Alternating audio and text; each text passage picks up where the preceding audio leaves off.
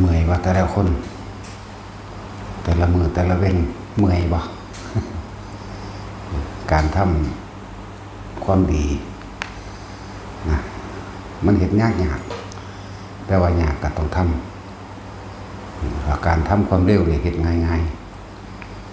ความดีนี่เห็นยากเด้มันสิพยายามสิไปอธิบายให้ผู้นั้นผู้นี้มาเข้าใจตัวเองว่าตัวเองดีจากว่าครับพยายามอธิบายความนั้นความนี้เขาเข้าใจให้เขาเห็นด้วยนั่นแหละพวกเขาเลยมาฆ่ามาติดคนอื่นบ่เห็นด้วยให้ตั้งไว้โลดอันนึงไผสิศรัทธาหรือบ่ศรัทธากระสร้างความจริงมรรคผลนิพพานอยู่ที่การปฏิบัติเฮาเองบ่ได้ขึ้นอยู่กับบุคคลที่ศรัทธาแล้วก็บ่ได้ขึ้นอยู่กับบุคคลที่บ่ศรัทธาไผสิให้พรก็บ่ได้ขึ้นกับผู้ที่ให้พรเฮาไผสิสาปแช่งก็บ่ได้ขึ้นอยู่กับผู้ที่สาปแช่งเฮาทุกสิ่งทุกอย่างรวมลงที่อัตติอัตโนนาโถตัวเองต้องพึ่งพาตัวเองกระทำโดยตนเองแต่สัตว์โลกมันบรรลุถ้าบ่นำธรรมะของพระพุทธเจ้าออกมาเป็นเครื่องนำทางของเจ้าของเองเอาธรรมะมาเป็นเครื่องนำทางตนเองฟังเรื่อยๆการฟังเป็นเหตุให้การคิดการคิดเป็นเหตุให้การเทียบการเทียบเป็นเหตุให้การสรุปอันนี้อันนี้ควรอันนี้บ่ควรอันนี้ผิดอันนี้ถูกอันดีอันนี้เลวจังหวะเขาต้องอาศัยสมัยบ่มีพระพุทธเจ้าเกิดขึ้นคนที่บำเพ็ญศีลธรรมคนที่จะบำเพ็ญฌานพวกฤาษีต่างๆเขาจะพยายามหาทางพ้นทุกข์อยู่แต่ว่าบ่มีผู้ใดเอาคำว่าอนิจจังทุกขังอนัตตาออกมาเบาได้ทั้งที่มันมีอยู่ตลอดทุกข์นี่เป็นสิ่งที่พลักไสออกคือกูบ่ต้องการหมายถึงสมัยตะกี้สมัยที่พระท่านได้มีธรรมะพระพุทธเจ้าแต่เมื่อพระพุทธเจ้าอุบัติขึ้นแล้วเนี่ยทุกเป็นสิ่งที่เราควรกำหนดรู้บ่แม่นสิ่งที่ต้องพลักไสออกปริญเยยันติเมภิกขเวนี่ภิกษุทั้งหลายทุกนี้เราควรกำหนดรู้เลยแม่นบ่ล่ะจังมาเป็นเมื่ออันเราได้รู้แล้วรู้เท่าทันความคิดนึกปรุงแต่งในความอยากใดอยากดีอยากมีอยากเป็นอยากให้มันจีรังยืนแล้วจึงเป็นปริญญาตันติเมภิกขเวอันเราได้รู้แล้วมันก็ดับลงกันเถอะเพราะว่ามันเห็นตามความจริงแล้วว่าทุกสิ่งทุกอย่างเป็นอนิจจังเป็นอนัตตานั่นแหละที่ว่าตอนนั้นทุกคนให้ความมั่นใจกับตนเองเด้อให้ถ้าจะยึดมักฆ่าโนฆ่าเรียกว่ายึดในหลักการปฏิบัติคือยึดในหลักธรรมยึดในหลักมีความเห็น8อย่างว่ามรรคมีองค์8นั่นแหละสัมมาทิฏฐิมีความเห็นถูกตามความเป็นจริงเห็นว่าสัตว์โลกเป็นไปตามกรรมเห็นว่าทำแต่สิ่งใดใดสิ่งนั้นเห็นว่าทุกสิ่งทุกอย่างเป็นอนิจจังอนัตตาเห็นว่าบ่มีผู้ใดมาสาปแช่งให้เฮาตกนรกมกใหม่เจ็บไข้ได้ป่วยหรือทุกข์เห็นว่าบ่มีผู้ใดอวยพรให้เฮาสุขได้โตเฮาเองล้วนๆนี่เห็นสิ่งใดเกิดสิ่งนั้นดับเห็นเหตุและปัจจัยของความคิดของเฮาเป็นความทุกข์เห็นเหตุแห่งการดับทุกข์ของนี่แหละจังว่ามรรคมีองค์8ก็ดีสัมมาทิฏฐิมีความเห็นตามความเป็นจริงเลยแล้วก็สัมมาทิฏฐิสัมมาสังกัปโปคิดเรื่องใดก็ตามเอาความจริงเป็นหลักเอาธรรมเป็นหลักสัจธรรมความจริงเป็นหลักนั่นแหละสัมมาวาจาก็ก้าวข้ามใดก็ก้าวแต่ข้ามจริงก้าวแต่ข้ามจริงล้วนๆไม่มีคำโกหกไม่มีคำหลอกลวงสัมมากัมมันโตการกระทำเอียงก็แล้วแต่เป็นไปตามความเป็นจริงแล้วก็บ่เป็นไปตามความเบียดเบียนให้ผู้ใดผู้หนึ่งเสียชีวิตและทรัพย์สินสัมมาอาชีโวก็ประกอบอาชีพที่ไม่เป็นเครื่องขวางทางแห่งพระนิพพานมิจฉาวานิชาอาชีพที่เป็นเครื่องขวางหนทางเข้าสู่มรรคผลนิพพานบ่ให้ค้ามนุษย์ค้าสัตว์ค้าเนื้อยาพิษอาวุธค้าอย่างอีกล่ะค้าเครื่องดองของมันเมาค้าเหล้า6อย่างบ่เฮ็ดเด็ดขาดนั่นแหละจังว่าสัมมาอาชีวก็เป็นสัมมาวายาโมก็เป็นคนที่มีความเพียรตามความเป็นจริง พียรชอบประกอบด้วยธรรมคือตามความจริงนั่นเอง มันก็เป็นสัมมาสติระลึกใครควรให้ดีคำว่าสัมมาสติอันคำว่าสัมมาขึ้นก่อนมันก็ต้องตามความจริงอยู่แล้วจึงเป็นสติระลึกถึงความผิดความถูกความชอบความดีอันนี้ผิดอันนี้ถูกให้มันรู้จักแล้วก็เป็นไปโดยการบ่เบียดเบียนเมื่อสัมมาสติก็เป็นสัมมาสมาธิจิตก็เลยตั้งมั่นบ่หวั่นไหวทุกขังอริยสัจมันหูแล้วทุกขะสังทโยอริยสัจก็รู้แล้วทุกขะนิโรโธนี่ดับทุกขะนิโรธคามินิเป็นทักมันก็รู้แล้วเราก็มันเห็นเหตุและปัจจัยทั้งหลายในเรื่องของว่าสัตว์โลกเป็นไปตามกรรมเลื่อนว่าปฏิจจสมุปบาทหรือปัจจัยการเหตุและปัจจัยทั้งหลายให้สัตว์เวียนว่ายตายเกิดนะมันเห็นตัวนี้นำส่วนมันเห็นตัวนี้มันก็สรุปยอดลงที่อนิจจังทุกขังอนัตตานั่นเห็นเหตุและปัจจัยแห่งการเกิดแต่วิชาเป็นปัจจัยมันเกิดสังขารเป็นปัจจัยเกิดวิญญาณเป็นปัจจัยมันเกิดนามรูปเป็นปัจจัยอายตนะเป็นผัสสะเป็นเกิดเวทนาเป็นตัณหาเป็นอุปาทานเป็นปัจจัยเกิดภพเป็นปัจจัยเกิดชาติเป็นปัจจัยให้มันเกิดชรามรณะเมื่อเกิดแล้วก็มีแต่ความแก่ความเสื่อมความสลายและตายโสกปริเทวทุกขโทมนัสสุปยาสาปิมีแต่ความโศกเศร้าอะไรซึ่งกันและกันเท่านั้นเห็นเหตุและปัจจัยแห่งความดับอวิชชายาติเววะเสสายวิราคะนิโรธาสังขารนิโรโธเห็นเหตุก็คือเห็นความคิดแต่ของเองมันกำลังสิแล่นไปคิดนึกปรุงแต่งในความรักใดมันจะนี่อย่างสิปุ๊บมันมีวิธีหยุดของมันไปแล้วต้องอาศัยอานาปานสติหรือสติปัฏฐานสี่อานาปานสติดูลมหายใจเขาออกก็ต้องอาศัยหลักของกายเวทนาจิตธรรมนี่เองเพื่อเป็นกุศโลบาย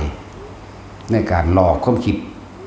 บ่อยมันคิดแต่ให้มันคิดถึงลมในกายในลมในกายลมหายใจก็เลยเป็นกายในกายอันหนึ่ง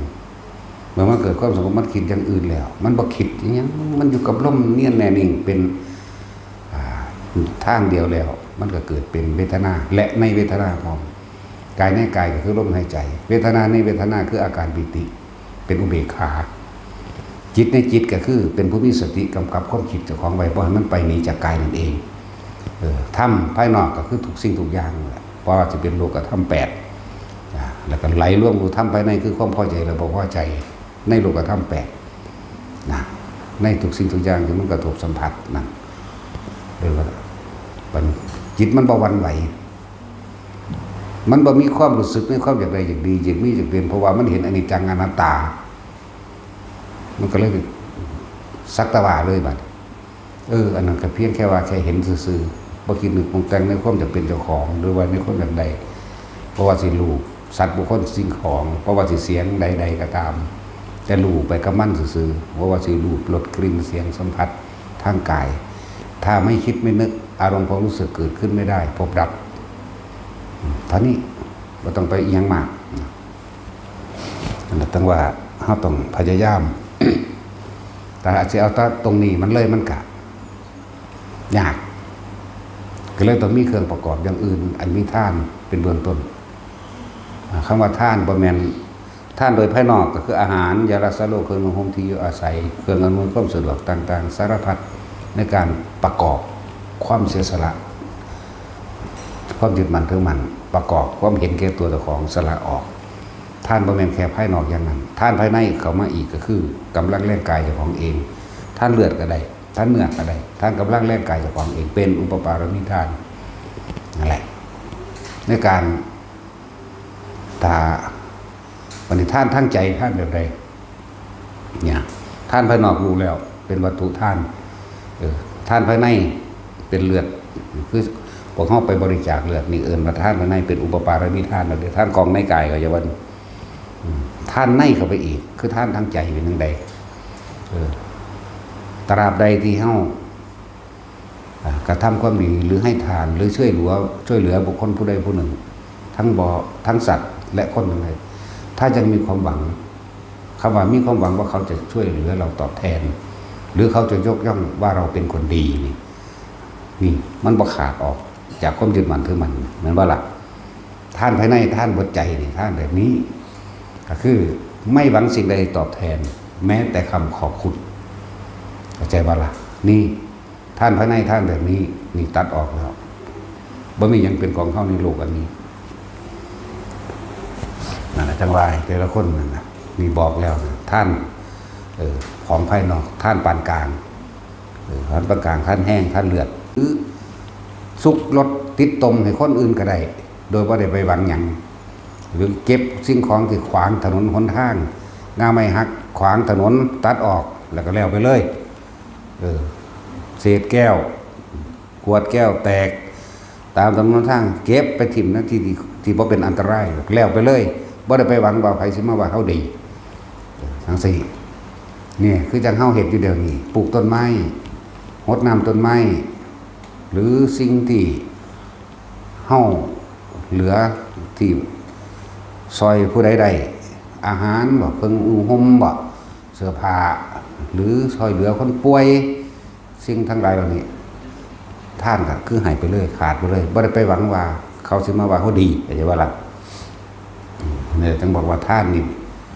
ร่วมยอดตรงว่าไม่หวังผลในทานไม่มีจิตผูกพันในผลแห่งทานไม่มุ่งการสั่งสมว่าใครจากว่าเราดีบ่ปรารถนาสิ่งใดเลยแม้แต่คำขอบคุณนี่ว่าเบิดใจอย่างว่าล่ะท่านภายนอกท่านปานกลางเพิ่นเรียกว่าทานปรมีให้สิ่งของเราภายนอกออกไปทานอุปปารมีกำลังแรงกายและเลือดทานปรมัตถะเบิดใจบ่หวังสิ่งใดตอบแทนนี่ต่างหากเอาแถวถึงเฮาได้เฮาบ่ต้องไปเทียบกับพระพุทธเจ้าเด้เฮาเอาแค่นี้เพราะพระพุทธเจ้าดวงตามันก็ให้ได้หัวใจมันก็ให้ได้ตับบอดมันก็ให้ได้นี่สั่นละชีวิตเพิ่นก็ให้ได้เด้พวกเฮาก็บ่ปานนั้นพวกเฮาเอาแค่เอาตัวรอดเฉพาะเฮาก็พอละจักว่าล่ะบ่ได้คือเพิ่นนะเพิ่นเห็นเสือแม่ลูกอ่อนตกหลุมเสือมันตกลงไปในหลุมนั้นออกลูกมาหาตัวที่ถ้าเสือนี่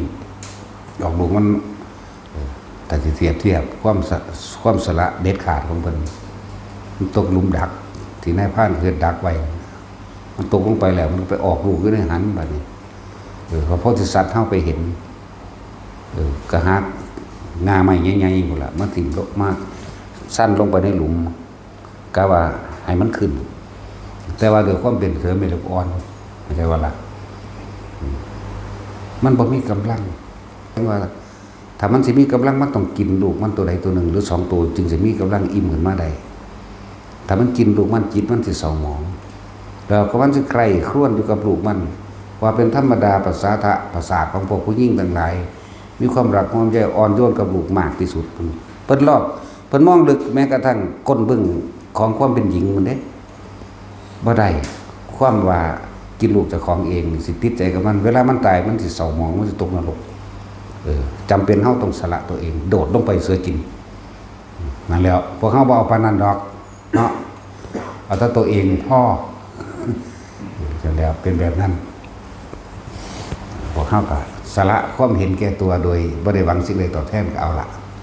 บ่ได้สนใจว่าไผสิมาย่องหรือบ่มาย่องไผสิว่าดีหรือบ่ว่าดีแต่เฮาบ่มีความปรารถนาว่าไม่หวังสิ่งใดตอบแทนแม้กระทั่งความขอบคุณมันสะเทือนอย่างเฮาบ่ได้เด้เพราะว่าเฮาตัดออกแล้วตัดอะไรในความดีตัดอะไรในความอยากเป็นคนดีตัดอะไรในความอยากเป็นผู้มีชื่อเสียงแล้วใช่ป่ะล่ะนั่นแล้วตัดออกล่ะบ่ได้หวังแล้วแม่ถ้าบ่หวังแล้วไผสิด่าก็สร้างตัวไผสิย่องมันก็ซื่อๆอยู่ก็ยิ้มๆไปด่าก็ยิ้มย่องก็ยิ้มเรียกว่าล่ะนั่นแหละจังซั่นนี่แล้ว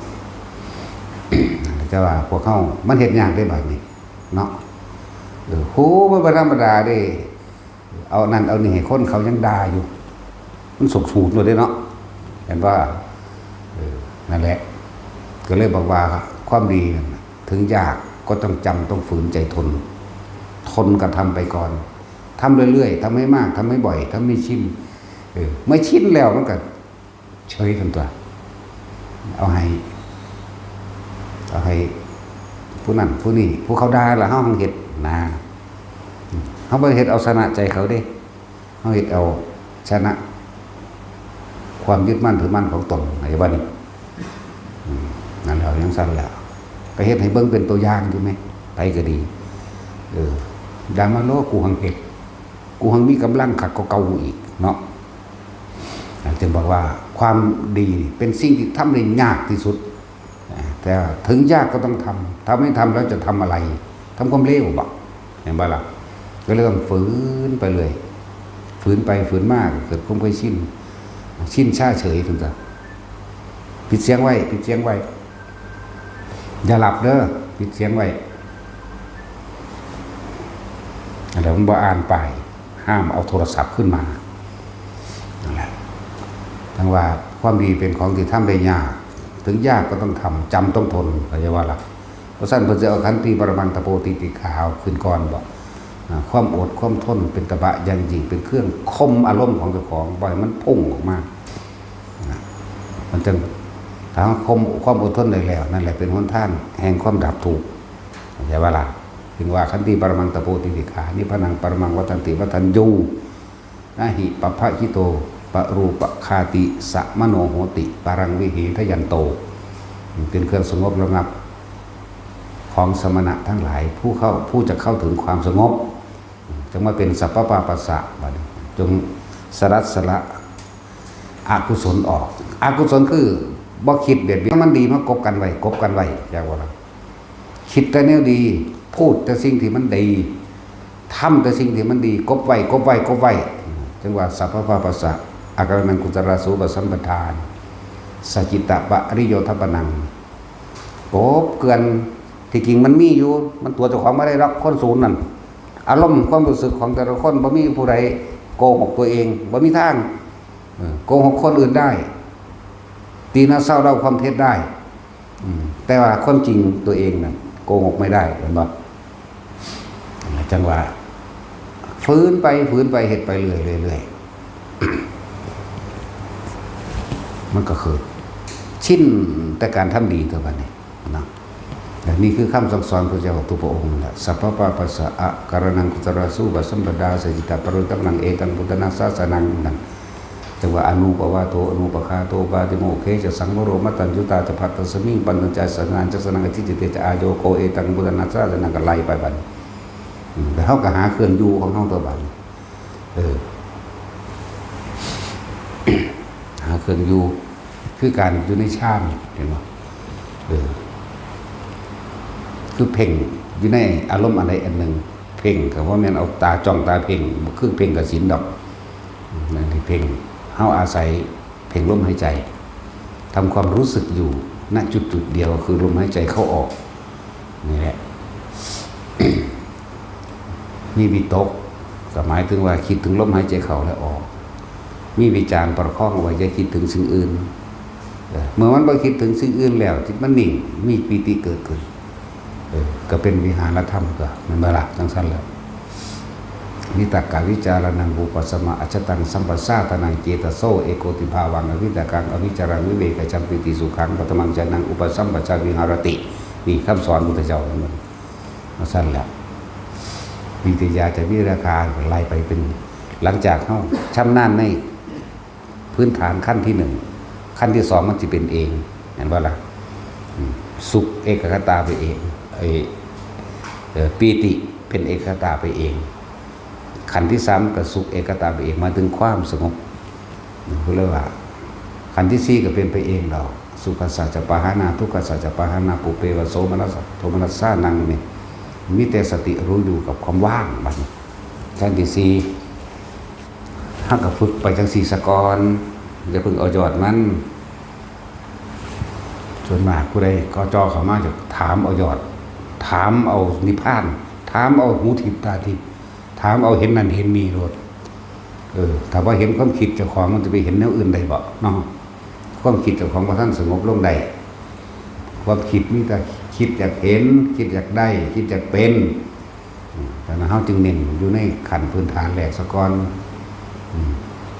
ที่เน้นย้ำอยู่เสมอให้ทุกคนทรงชาติเจริญชาติโดยปฐมชาติมันเป็นสกรขั้นพื้นฐานแรกคือเป็นผู้มีสตินึกถึงลมหายใจเข้าออกเย็นอยู่ในโพรงจมูกสุดดังหักนี่นะเย็นอยู่ข้างในนี่เข้าออกอยู่แค่นี้ต่อมาเนี่ยความรู้สึกมันจะเกิดขึ้นเอง ปีติมันมีอยู่หาอย่างแต่ว่าเขาสิรวบเอาปีติเดียวอันอย่างอื่นๆคนที่ฝึกอานาปานสติบ่ว่าสิหลับตาหรือมื่นตาคือรู้ลมหายใจเขาออกบ่ต้องตามลมเข้าไปถึงท้องท้องโพ่งขึ้นหรือยุบลงดอกทำความรู้สึกเย็นเฉพาะในโพรงจมูกแล้วก็สุดตรงดังหักพอดีหรือในระหว่างกลางคิ้วนี่ก็ได้ในระหว่างกลางคิ้วทั้งสองเฮาอยู่ขอบแล้วเอิ้นอุณาโลมเย็นเข้าเย็นออกเย็นเข้าเย็นออกอยู่หั่นบัดนี้สิอธิบายเรื่องคำว่าปีติวันหาอย่างโดยพื้นฐานโดยหลักสูตรถ้าเฮาอยู่กับลมหายใจเขาออกปุ๊บบางทีมันก็ขนลุกขนพองสยองเก้าเกิดขึ้นเรียกว่าขุทธกายปีตินี่ก็เป็นปีติอันนึงบางคนก็บ่ได้เกิดขนลุกขนพองสยองเก้าแต่ว่าเกิดขณิกาปีติเกิดขึ้นเลยหมายถึงมีความอิ่มเอิบมาจุกในลำคอน้ำตาไหลนี่เรียกว่าขณิกาปีติปีติที่3ภารณาปีติมีอาการโยกซ้ายโยกขวาโยกหน้าโยกหลังเป็นดุจดังว่านั่งอยู่ในอ่างน้ำเหมือนคลื่นทะเลซัดแต่ว่าเป็นคลื่นทะเลนิ่มเป็นปีติที่3ปีติที่4โอกันติกาปีติมีแสงสว่างเกิดขึ้นเป็นดุจดังว่าสายฟ้าแลบแต่ความจริงมันเฮาฝึกมานี่มันบ่เป็นแบบสายฟ้าแลบก็เป็นแล้วเป็นเหนือนั้นไปอีกเยอะกว่านั้นอีกปีติที่5เรียกว่าอุปงคาปีติเป็นดุจดังว่ากายลอยขึ้นบัดนี้เฮาสิตัดในหายางออกบัดนี้เฮาสิใส่แบบสมาธิลืมตาเลยเหลือบตาดูปลายจมูกจะว่าเพ่งก็ไม่ใช่เพ่งแต่ว่ามันสิเห็นล่างๆเกี่ยวกับเฮาใส่วิธีแบบก้มนิดหน่อยเหลือบตาดูปลายจมูกแล้วหายใจเข้าตามธรรมดาเฮาบ่ทันได้จับลมได้เฮาก็ต้องใส่คำบริกรรมไปนำหายใจเข้าพุทคำบริกรรมนี่เป็นคำเพื่อระงับความคิดอื่นๆเข้าใจว่าล่ะให้มันคิดถึงแต่คำว่าพุทกับโทหายใจเข้าพุทนี่หายใจออกโทเข้าพุทออกโทเข้าพุทออกโทเหลือบตาดูปลายจมูกเหมือนกับเพ่งลงไปที่ปลายจมูกเหมือนกับเพ่งแต่ว่ามันบ่แม่นเพ่งหรอกแต่ว่าเหมือนกับเพ่งล่ะแต่มันเห็นล่างๆมันบ่แม่นเห็นชัดเจนเด้ปลายจมูกกับล่างพื้นกับล่างทุกอย่างล่างเบิดพื้นกับล่างปลายจมูกกับล่างรู้โทพุทโธอยู่จังซั่นเดี๋ยวความรู้สึกอันนึงสิเกิดขึ้นตรงกลางระหว่างคิ้วนิ่มๆนวลๆเฮาสิจับเอาปีติตัวนี้ตัวเดียวพอตัวอื่นมันหลายเดี๋ยวมันก็สงสัยนั่นมันก็สงสัยนี่ก็เลยว่าอยู่นี่หมายถึงอยู่นี่ของเฮานี่ใส่เรียกว่าสร้างกรรมฐานอันนี้ขึ้นมาอันนึงนะเป็นฐานที่ตั้งแห่งจิตสำคัญมากเลยคำว่าฐานที่ตั้งแห่งจิตนะฐานที่ตั้งแห่งจิตก็คือทำความรู้สึกอยู่ณจุดใดจุดหนึ่งนี่เองจุดกลางหน้าผากเฮานี่แหละจุดตรงกลางระหว่างคิ้วได้ใส่ซับโบราณก็ว่าอุณาโรมตรงกลางระหว่างคิ้วมาเป็นเครื่องยืนยันว่าตัวเองมีความรู้สึกอันเป็นกลางแล้วเป็นกลางนั่งอยู่กับเหตุจนเกิดความเคยชิน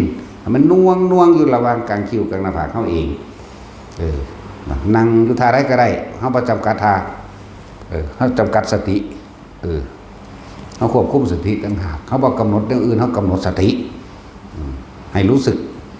ลมหายใจเข้าออกนี่กับน่วงตรงกลางคิ้วกลางหน้าผากนี่นั่งเหยียดส้อยยันขาคัดสมาธิขวาทับก็แล้วแต่ขวาทับซ้ายก็แล้วแต่นั่งพับขาเดียวหรือนั่งท่าใดก็ได้ขอให้จุดยืนทำบัดนี้เมื่อยืนเฮ็ดก็เป็น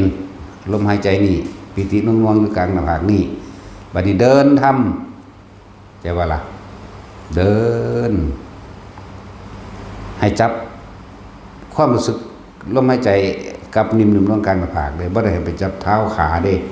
บ่จับกับขาก้าวขวาพุทก้าวท้ายโซตะกี้เฮาก็ฝึกแบบนั้นอยู่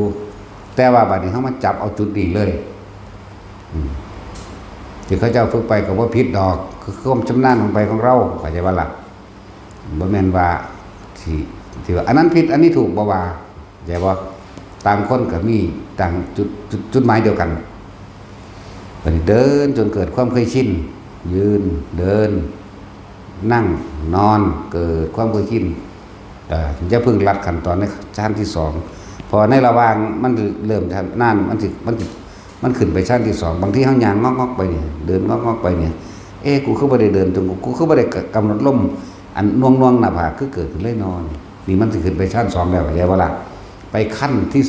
2เรียกว่ามีเฉพาะปีติสุขเอกคตานี่เป็นขั้นที่2อันตัวนี้สิบ่มีความคิดเข้าใจบ่ล่ะบ่มีความคิดสิมีแต่อาการปิติเกิดขึ้นนะขั้นแรกมีความคิดเป็นบ่วิตกก็คือคิดถึงลมหายใจเข้าและออกสำหรับคนที่มีคำบริกรรมคิดถึงคำว่าพูดลมเข้าโทลมออกกันบ่นั่นแหละวิตกวิจารปิติสุขเวทนาเรียกว่าชั้นที่1ขั้นที่2บ่มีความคิดย่างไปซื่อๆนี่เป็นโลดเป็นปั๊บนั่นสั้น ชั้นที่3เอา1กับ2มันคล่องก่อนมือ1กับ2ยืนเดินนั่งนอน1กับ2จนคล่องตัวที่3มันสิพัฒนาไปของมันเองสุขเอกคตานี่หมายถึงสงบจิตเบากายเบาจากว่าเรียกว่ามีความปราโมทย์อิ่มเอิบเรื่อนว่าจิตเบากายเบาโดยความรู้สึกในกายก็สิรู้สึกโป่งๆระวังทำกลางหน้าอกกับปากกาวาบางที่ก็ลงสุดโป่งๆบนสมองในลึกๆใต้กลางหัวกะโหลกนี่แต่ว่าเด้อนี่เป็นตัวที่3โป่งยุ่งสั่นที่เอาแค่1 2 3นี่เอาละแต่ชั้นที่4มันเข้าของมันเองดอกบ่มีผู้ใดตั้งใจเข้าได้ถ้าบ่ชำนาญตั้งใจเข้าได้แต่ว่าชำนาญมากๆซ้ำแค่100เทื่อบ่ทันชำนาญแต่ผู้ชำนาญนี่ย่างไปซื่อๆเวิบไปโหลดได้ทั้งนั้นอาศัยการฝึกฝนเอาเป็นแสนล้านเทื่อพุ่นล่ะเป็นแสนเป็นล้านจึงจะชำนาญได้กำหนดได้อันนี้กำหนดถิ่นเอาไว้ที่หลังเรื่องนั้นเอาแค่1 2 3เอาละให้รู้จักความรู้สึกใน1 2 3ชั้นที่1ที่2ที่3แค่ชั้น1มันก็สามารถรู้ธรรมเห็นธรรมได้แล้วละเข้าใจบ่ล่ะพอง่ายๆเพราะเข้าใจว่าบรรลุได้คือการส่วนมากก็จะบรรลุอยู่ชั้นที่1นี่เด้อล่ะเข้าใจบ่ล่ะชั้นที่1มันมีวิตกมันมีวิตกหมายถึงคิดใครเพื่อนพิจารณาตามเป็นเรื่องเดียวเดี๋ยวว่าทรงกระแสตามธรรมคำสอนตามก็เป็นจริงกับชีวิตจริงของเจ้าของเองชีวิตจริงประสบการณ์จริงในชีวิตจริงของตนทรงกระแสตามหมายถึงคิดใครเพื่อนพิจารณาตามแต่ว่ามีอาการปิติยืนยันไว้แต่ว่าล่ะนี่แหละเฮาฟังธรรมอยู่นี่น่วงขึ้นกลางคิ้วกลางหน้าผากหรือน่วงนางเนิบหนาบอยู่บนหัวเฮานี่ก็ตามใครควรไปบาดมันยอมรับในความจริงที่ตัวเองเคยเป็นมาฟึบเข้าจุกอกกึกขึ้นน้ำตาไหลไปพร้อมหมดเห็นบ่ล่ะนี่คือจิตมันยอมรับของมันเองว่าได้ดวงตาเห็นธรรมกับว่าได้ขณะนั้นขณะที่มันเป็นนั่นเองเป็นนักขณะของมันไปหรอกแต่ว่าเฮาบ่ต้องไปทะเยอทะยานด้าน4 5 6 7 8อีหยังดอก5ก็คืออรูปนั่นแหละอากาสานัญจายตนะอาคินจัญญายตนะนี่วิญญาณัญจายตนะดุบาเนวะสัญญานาสัญญาเอาไว้ซะก่อนพวกนั้นป่านมันสิเป็นทั้งเป็นของมันดอกบ่เน้น1 2 3นะตัวนั้นบ่จำเป็นต้องไปฝึกอีหยังมันบัดเป็น1 2 3 4 5 6 7 8มันเป็นเองดอกฮอดบ่รู้จักซ้ำว่าเจ้าของเป็นแม่นบ่ล่ะจังซั่นแหละเป็นสะก้อนจังหูจักซื้อที่หลังทางดีตัวอันนี้เป็นหูจักซื้อที่หลังเรากลุ่มให้เป็นมันว่าเป็นเด้เนาะนั่นแหละเอาแค่1 2 3มันชินซะคือคนฟังธรรมจริงแต่ว่ามีความรู้สึกอาการนิ่มน่วงนี่สอนพื้นฐานให้สำหรับหลายๆคนที่อยากมาฝึกหรือกำลังฝึกตนเองบ่มีโอกาสได้มาอยู่เมืองนอกก็มีอยู่ต่างจังหวัดก็มีฝึกตัวเองฟังไปนำใครควรไปนำเกิดความเป็นชินให้เฮามีเครื่องอยู่สะก่อนบางที่เพิ่นก็เอิ้นว่าวิหารธรรมบางที่ก็เอิ้นว่าเรือนแห่งใจบางที่ก็เอิ้นว่าฐานที่ตั้งแห่งจิตบางที่ก็เอิ้นว่าสมาธิแปลว่าจิตตั้งมั่นถ้าตั้งมั่นน่ะตั้งตรงไหนว่าซ้ำเข้าไปอีกตั้งตรงนี้ความรู้สึกนี้ถ้าเข้าใจความรู้สึกตรงน่วงนึบๆตรงกลางคิ้วกลางหน้าผากได้แล้ว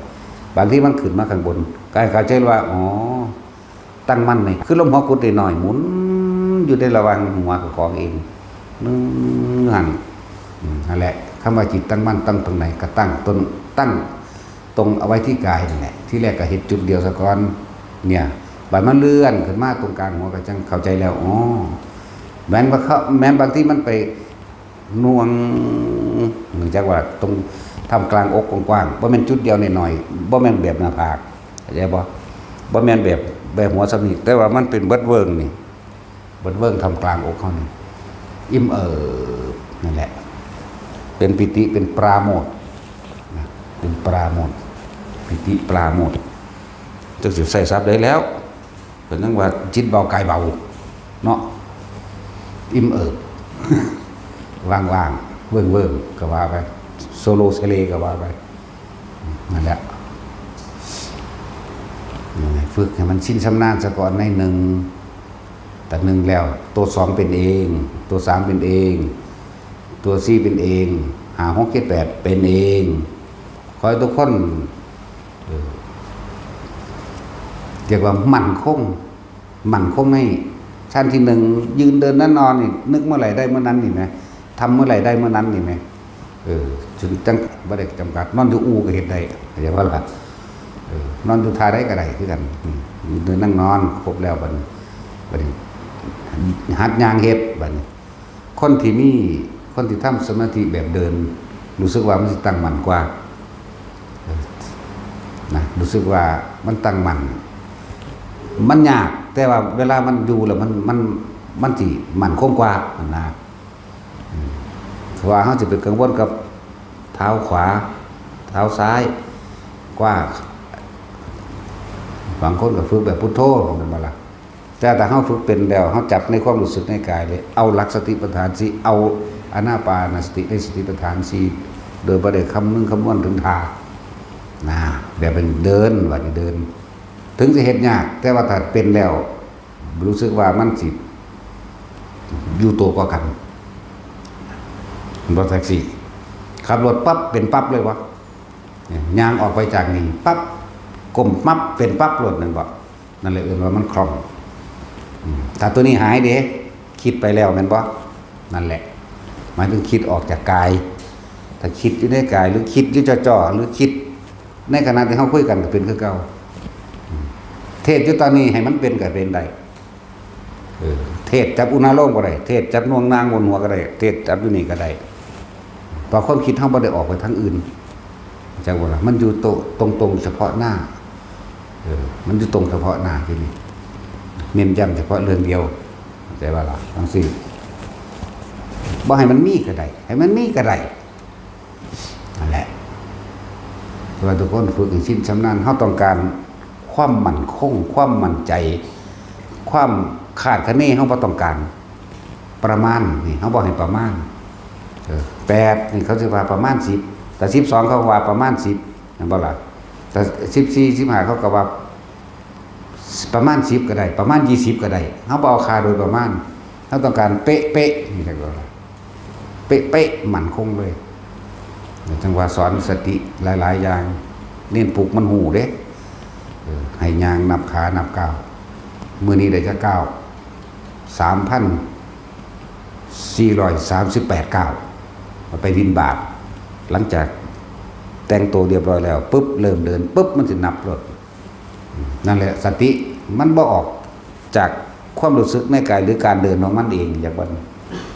มันสิบ่คิดถึงบ้านมันสิบ่คิดถึงผู้นั้นผู้นี้ผู้ย่าตายายมันสิบ่คิดถึงผู้นั้นผู้นี้มันเร่งเอานี่เวลาหยุดใส่บาตรกึกหยุดไว้ตอนนี้ได้49แล้วเขาใส่ป๊อกย่างไปอีก41ก้าวมีผู้ใส่อีกหยุดไว้45ก้าวมีผู้ใส่อีก80 90 100นั่นแหละ3,448ก้าวจังซี่นะนั่นแหละผู้ใดฝึกก็ได้แก้ผู้นั้นเด้อเข้าใจว่าล่ะบ่ได้แก้ผู้บอกเด้แต่ก็บ่ได้แก้ผู้วิจารณ์ไปทั้งโอ้ดีก็บ่ได้แก้ผู้วิจารณ์ว่าดีอุ้ยบ่แม่นบ่ถูกก็บ่ได้แก้ผู้วิจารณ์ว่าบ่แม่นบ่ถูกเข้าใจว่าล่ะได้แก้ผู้นั้นเอง ฝึกเอาของไผของเราอันนี้มีไผเฮ็ดให้กันได้แต่แนะนำซื่อๆเด้ มันก็มีกำลังจิตของมันเองกำลังจิตคือกำลังที่ความตั้งมั่นแล้วก็บ่หวั่นไหวเอานี่อาจจะมีคนถามเหมือนว่ามันต้องจำไว้สุวรรณยางได้419แล้วนี่เพลงใดพี่เน้นจังซี่มันจำไว้แต่ว่ามันก็ตอบเขาได้แล้วมันก็กลับมาปั๊บทันทีเลยนี่ถ้าคนฉลาดเห็นแล้วความเกิดดับจักบันเกิดดับเมื่อกี้คุยกับผู้นี้ไปเกิดกับผู้นี้หมายถึงแค่เฉพาะจิตพอความคิดเศร้าเบาแล้วกันมันก็ดับกับพวกนั้นเกิดสิ่งนั้นก็ดับกับสิ่งนั้นกลับมาอยู่ในตัวเองเหมือนเดิมอยู่ในขาอยู่ยางไปนะและถ้าผู้ใดแทรกเอาเรียกปัญญามีปัญญาแตกแขนงหรือต่อยอดควับออกไปอีกกับหู้นะถือว่าเขาอยู่ในชาติที่หนึ่งนี่ตอนนี้รู้ลมหายใจเขาออกปึ๊บมีชาติที่หนึ่งปึ๊บถ้ามันเผลออย่างเงี้ยว่ามันเผลอไปคิดถึงบ้านปั๊บดึงกลับมาหาลมหรือมีอุณาลมขึ้นปั๊บคิดเลยเมื่อกี้กูไปเกิดกับบ้านกลับมานี่ดับแล้วอ๋อนี่คือจิตเกิดดับอ๋อนี่คือจิตบังคับบ่ได้โอ้มันเป็นแบบนี้นี่เองนี่เลยเรียกว่าต่อยอดตัวเองในทางปัญญาเพียงแค่ปฐมฌานการฟังและการทำความคิดเห็นให้ตรงเป็นแบบใดฟังและทำความเห็นให้ตรงการบรรลุวิมุตตายตนะหมายถึงการความหลุดพ้นนั่นในหายานบรรลุภาวะการฟังก็ได้อะไรล่ะแต่ว่าในการฟังตรงนี้ความเห็นให้ตรงด้วยเรียกว่าหลักทิฏฐิปัตตะเรียกว่าทำความเห็นให้ตรงตรงกับคำที่เพิ่นเทศตรงกับประสบการณ์จริงในชีวิตจริงของตนเขาจะใครควรแบบนี้แม้การเกิดก็เป็นทุกข์เขาจะใครควรเลยทุกข์เพราะว่าหยังกูหิวกูห้อนกูหนาวกูเจ็บกูไข้กูป่วยปวดท้องนะทายปวดท้องเหี่ยวนั่นอันนี้โอ้ก็เป็นทุกข์เพราะว่ามันเป็นสภาวะที่มันทนบ่ได้มันต้องไปปลดเรียกว่าล่ะโอ้นี่แบบนี้เองความแก่เป็นทุกข์มันบ่ยอมรับจากบ่ล่ะนั่นแหละความเจ็บไข้ได้ป่วยไม่สบายเป็นทุกข์ประสบการณ์กับแล้วไหมอ๋อมันแม่นคมเพิ่นเบิดเด้ความพลาดพลาดจากสิ่งที่รักก็เป็นทุกข์ปูเฮาตายยาเฮาตายโอ้นี่คนที่เฮาหักเฮาเคารพเฮาบูชาสูงสุดมันสิเวิบเข้าไปถึงความผูกพันความละเล่นหรือความที่ปู่ย่าตายายป้อนข้าวป้อนน้ำเอานั่นเอานี่เสร็จตนเสร็จโตพาอาบน้ำพาไปเที่ยวเล่นมันสิไปมันโอ้มันเป็นทุกข์แต่มันผูกพันแบบนี้นี่อะไรจังบอกว่าเขาเจ้าคิดแบบนี้แต่ว่าเขาเจ้ามีความรู้สึกนี่น้ำเท่ไม่ใช่ว่าล่ะนี่เรียกว่าปัตตมาชาติบางที่ก็พูดอยู่นี่ก็อยู่บนหัวนี่นุ่มหน้าพุ่มหน้าพุ่มนี่ก็ตามนั่นแหละวิตกหมายถึงคิดไปหน้าตามเดินมาตามเรื่องตามความเป็นจริงเดียวทิฏฐิปัตตะเพราะความเห็นตรงนี่ต้องตรงกับประสบการณ์จริงในชีวิตจริงของตัวเองความรู้สึกตัวเองจริงๆเพราะแต่ความตายก็เป็นทุกข์นั่นคนเฮามันเกาะย่านจะคลองตายเป็นทุกข์ดิ้นรนหาวิธีแก้ตายหาวิธีกันตายมั่งหาวิธีแม้กระทั่งหาวิธีกันเจ็บกันปวดกันป่วยแต่ก็กันบ่ได้เพราะเป็นธรรมชาติอันนี้มันสิเข้าใจของมันไปมันธรรมชาติบ่อาจสามารถบังคับได้ร่างกายบ่เป็นของเรานั่นบาดนี้ไหลเข้าไปเลยมันกายนี้ไม่ใช่เราไม่ใช่เขาไม่ใช่สัตว์ไม่ใช่บุญไม่เป็นของเราบังคับไม่ได้มันบ่ล่ะโอ้ไม่แม่นของเพิ่นเบิดนะสุดท้ายแม้เราจะรักจะหวงแหนขนาดไหนในร่างกายเขาเองเฮาก็บ่อาจสามารถป้องกันความตายให้กายอันนี้ได้จิตมันยอมรับปึ๊บกึกจุกเข้ามาในข้อเลยอย่างนั้นน้ำตาไหลสะอึกสะอื้นนั่นแหละเรียกว่าได้ดวงใจเห็นธรรมเห็นตามความเป็นจริงก็ยอมรับมันยอมรับได้เกิดเป็นทุกข์แก่เป็นทุกข์เจ็บป่วยไม่สบายเป็นทุกข์พลาดพลาดจากสิ่งที่รักเป็นทุกข์ตายเป็นทุกข์มันยอม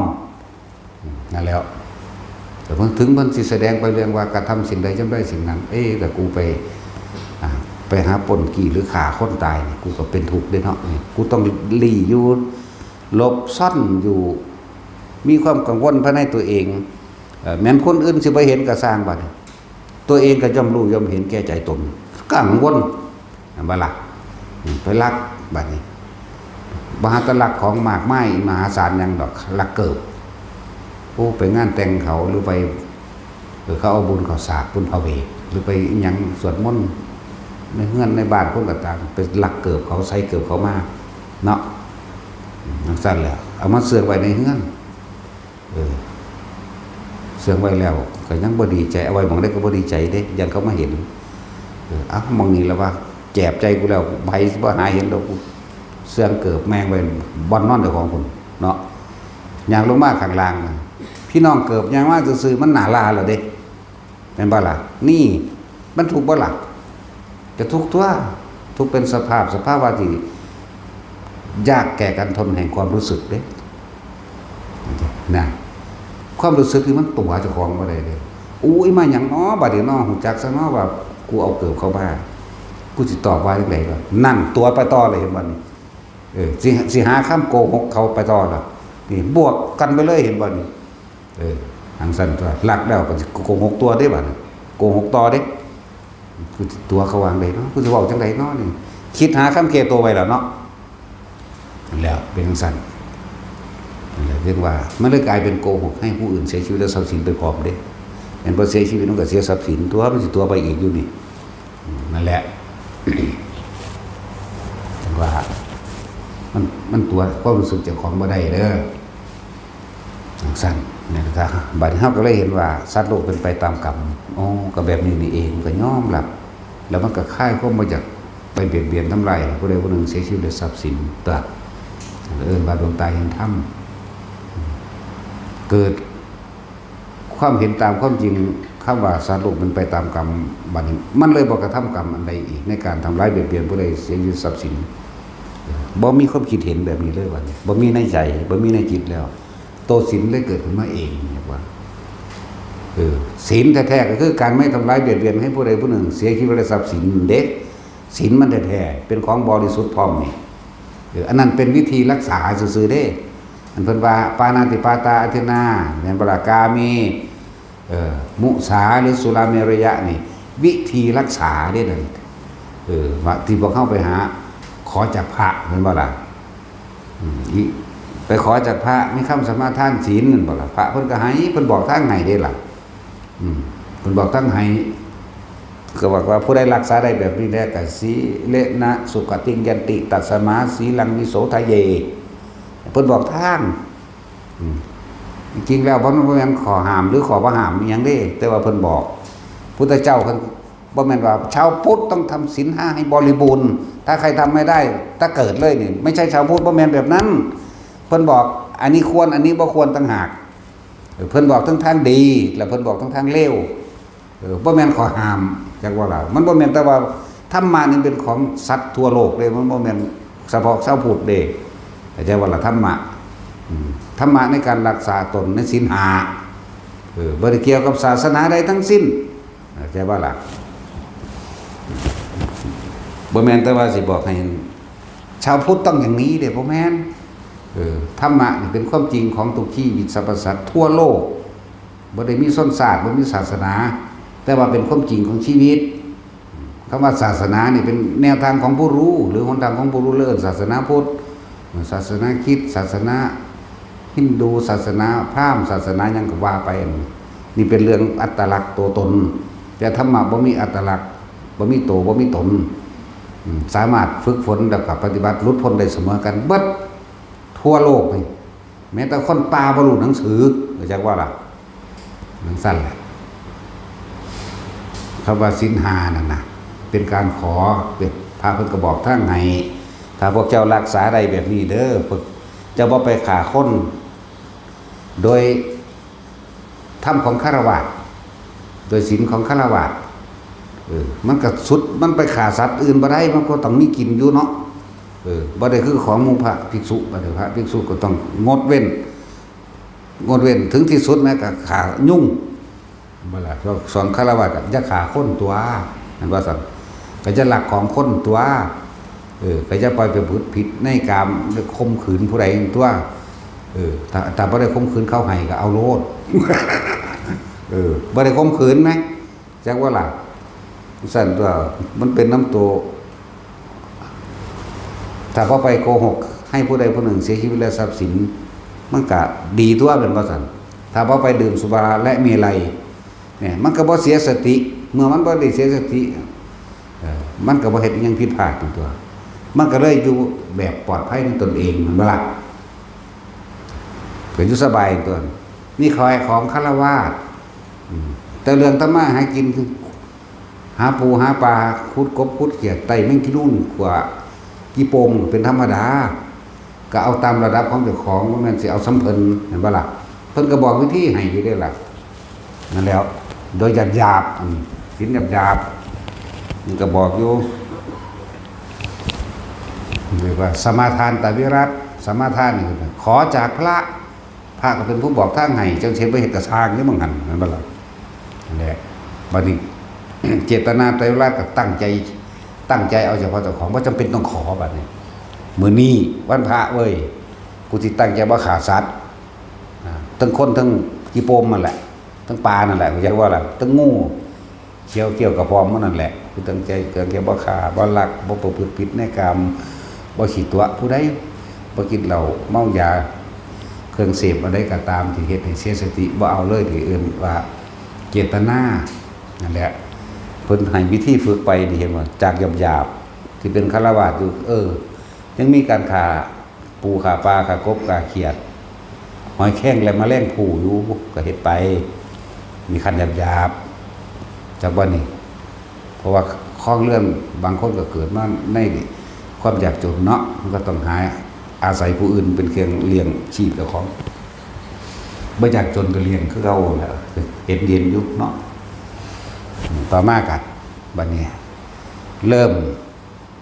มเห็นความเจ็บปวดของผู้อื่นอาจจะเป็นสัตว์อื่นเฮาบ้านนอกบ้านหน้าเฮาจี้ปลาใส่ไฟสดดิบๆที่บ่ได้ขามันแม่นบ่ลองเอาความรู้สึกของเจ้าของใส่กับความรู้สึกปลาลองเอามือเจ้าของจุ่มเบิ่งเด้อบ่มีไผกล้าจุ่มเข้าไปในไฟนั่นยัดเข้าไปในเท่านั้นเนาะต้องเอาทายทอดความรู้สึกของปลาตัวมาใส่ตัวเองเอาตัวเองไปใส่ปลาเบิ่งมันดิ้นคึกๆมันเจ็บมันปวดมันร้อนเด้นี่เริ่มได้บัดนี้เริ่มสิใส่เจตนาแต่ของเองแม่นบ่ได้ตลอดชีวิตแต่งดเว้นเฉพาะวันศีลวันพระมั่นนะนี่กลางๆแน่แม่นความเพิ่นเลยกี้หอยมันบ่มีตีนเนาะมันแล่นออกมาบ่ได้คืออีปูเด้แต่ปลาก็บ่มีตีนแต่ว่ามันดิ้นแห้งมันว่าตัดสินเจ้าเคยกี้บ่คักโพดเนาะฟาดปัวขึ้นมาแล้วถิ่มใส่กองไฟโลดดิ้นอยู่ว่าสั่นมันดิ้นมันบางที่มันสะบัดไฟมาถือเจ้าของศูนย์ให้มันว่าสั่นเนาะโคตรแท้เลยศูนย์อีกตายตอนนั้นน่ะแม่งลงนรกสดๆนั่นนี่ ลงนรกเด้โมโหนั่นแหละลองบัดนี้เฮาเอาความรู้สึกของเฮาเองกับปลานั่นกับปูนั่นกับหอยนั่นกับหลายอย่างที่เฮาถิ่มลงไปในไฟนั่นลองเบิ่งเด้อมันเริ่มเห็นโทษก็เลยเริ่มงดเว้นโดยตัวเองเฉพาะวันพระเดือนนึงมันมีอยู่4ศีล1ดอกนั่นบ่ล่ะ8คำ15คำขึ้นกับแรมมาแหละปีนึงนี่เท่าไหร่แท็กซี่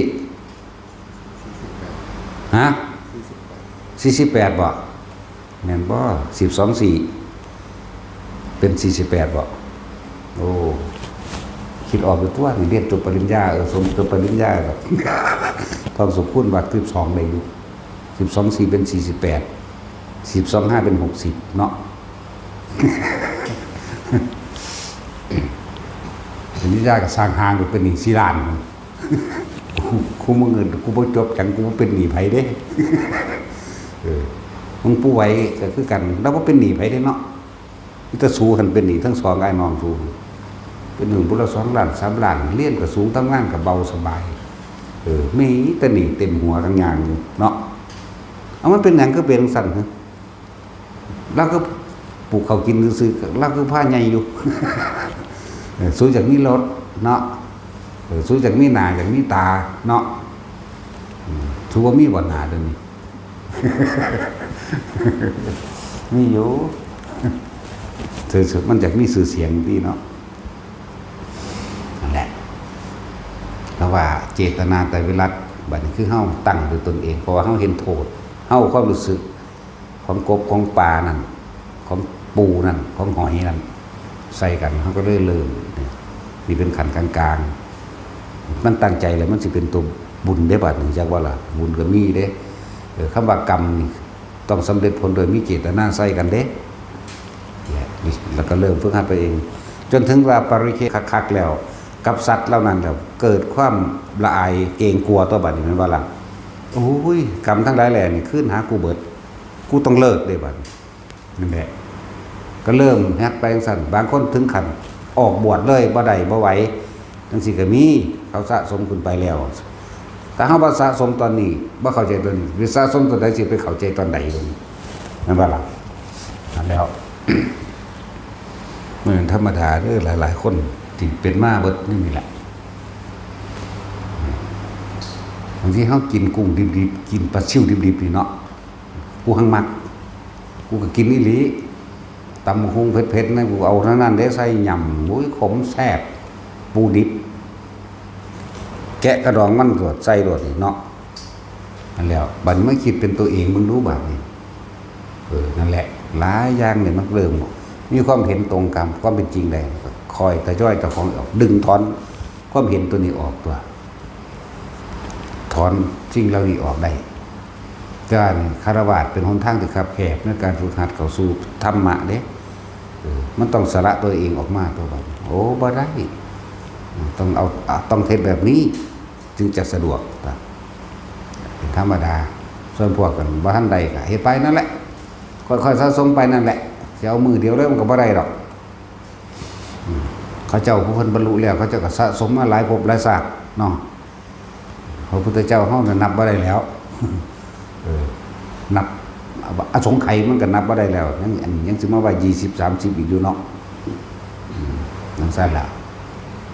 พระโมคคัลลาภาษาลิบุตร2อสงไขยก็ว่าไปเด้ในตำราเนาะสาวกทั่วไปเด้สามัญสาวกแบบสามัญ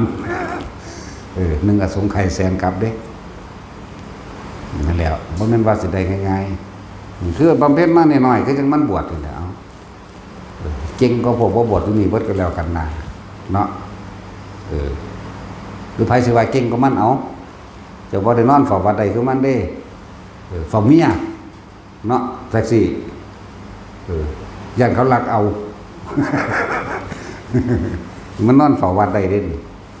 นั่งเฝ้าของสิเป็นประโยชน์ต่อสาธารณะใดเด้ตัดสินก็ยังเฝ้าบ่ได้ดอก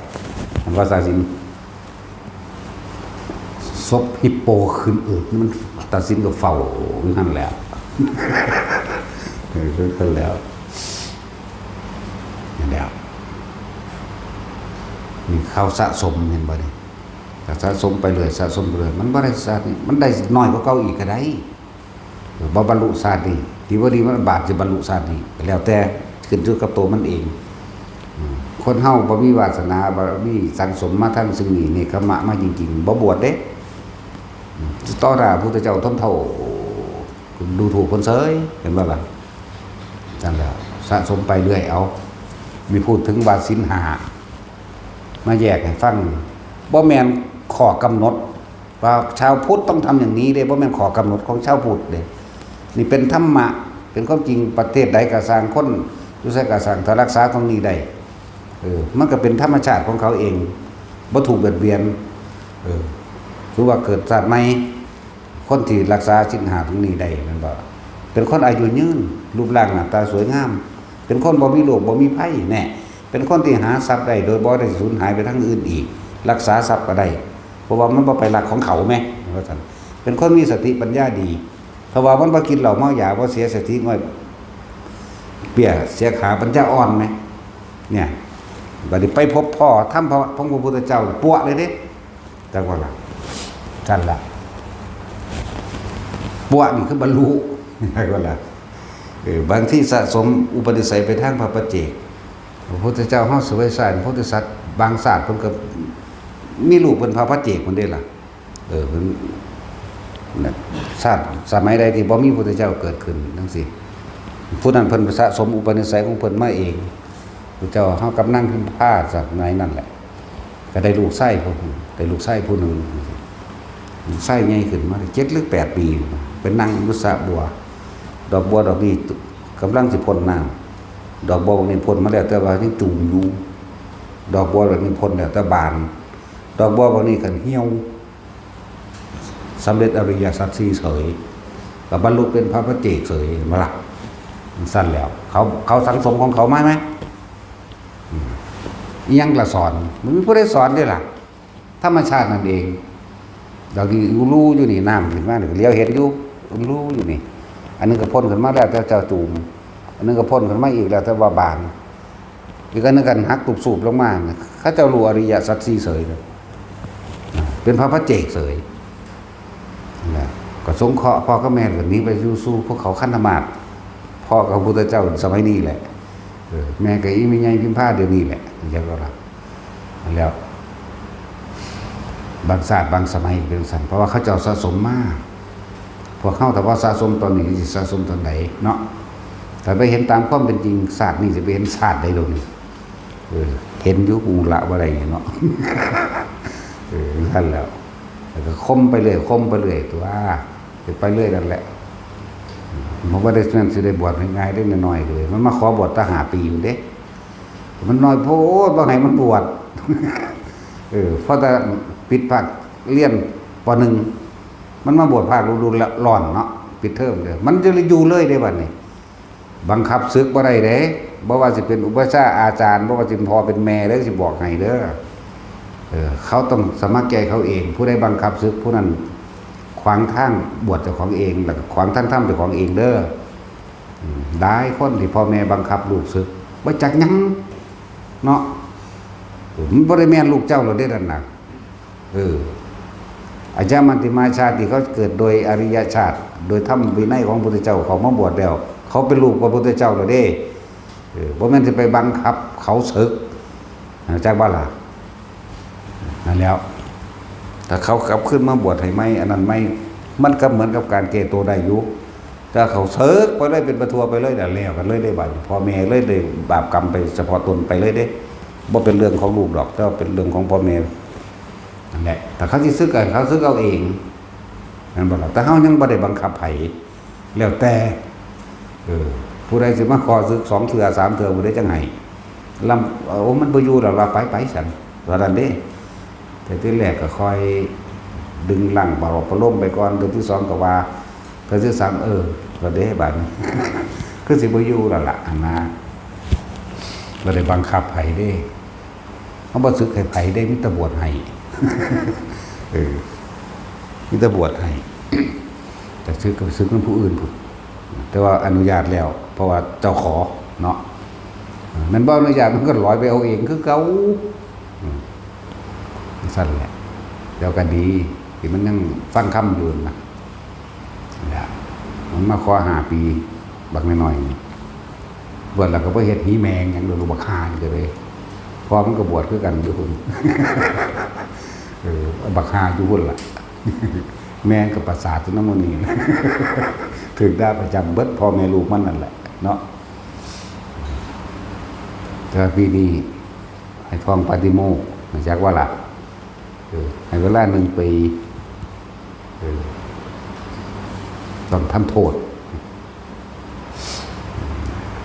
จักปีแล้ววะ3แล้วบ่ฮึโน้ได้3เลยเก่งเด้นะบางคนเป็น6 เดือนบางคนเป็น14 มื้อแต่สิจักเดือนเจ้า4 เดือนไปหามอาบน้ำซุมื้อเว้ยแท็กซี่คือกันบ่ต้องโมโหเนาะมื้อนี้แม่นเบิดนั่นแหละแหละถูกได้หน่อยก็ได้3แล้วเด้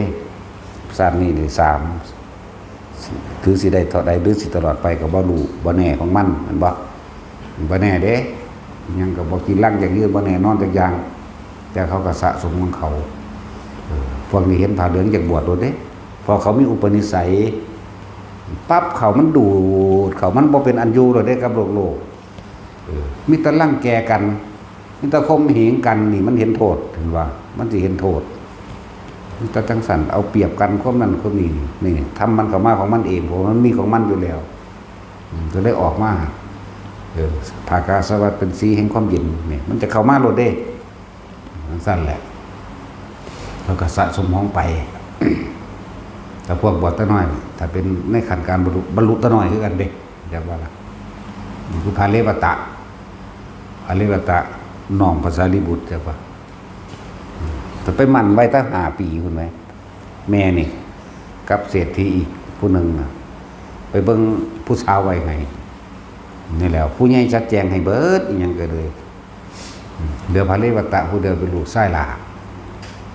บ่มีผู้สืบทรัพย์สมบัติ80 โกฏบ่ว่าสิเป็นภาษาลิบุตรพระยังละน้องเพิ่นน่ะ6-7 องค์พุ่นละพระสารีบุตรพระยังแน่ละลืมละนันทะหรือยังนี่ละหลายอยู่ดอก7-8ฮอดกับหลานเพิ่นมันไม่ใหญ่อันสาลีนี่ไม่ใหญ่สาลีมี